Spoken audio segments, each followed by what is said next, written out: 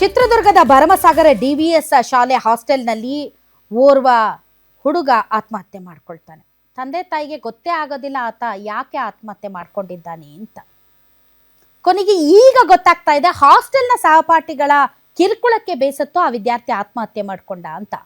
ಕೊಟ್ರೇಶ್ ಅನ್ನೋ ವಿದ್ಯಾರ್ಥಿ ಆತ್ಮಹತ್ಯೆ ಮಾಡ್ಕೊಂಡವನು. ಆತನ ತಂದೆ ಗುರ್ಲಿಂಗಯ್ಯ ಈಗ ಗಂಭೀರ ಆರೋಪ ಮಾಡ್ತಾ ಇದ್ದಾರೆ ಸಹಪಾಠಿಗಳ ಮೇಲೆ.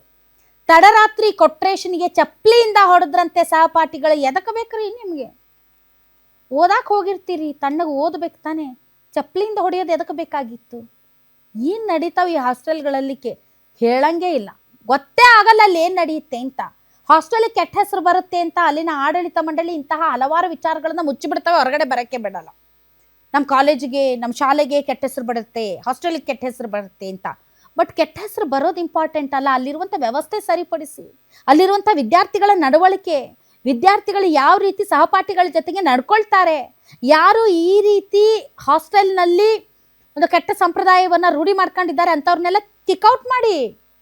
ಈ ಥರದ್ದು ಸುಧಾರಣೆಗಳಾಗಬೇಕೇ ಹೊರತು ಮುಚ್ಚಿಟ್ಟು ಹೊರಗಡೆ ಬರಬಾರ್ದು ಅನ್ನೋದು ಇಂಪಾರ್ಟೆಂಟ್ ಅಲ್ಲ. ಒಂದು ಬಾಳೆಹಣ್ಣು ವಿಚಾರಕ್ಕೆ ಮಗನಿಗೆ ದೈಹಿಕ ಹಿಂಸೆ ಕೊಟ್ಟಿದ್ರಂತೆ.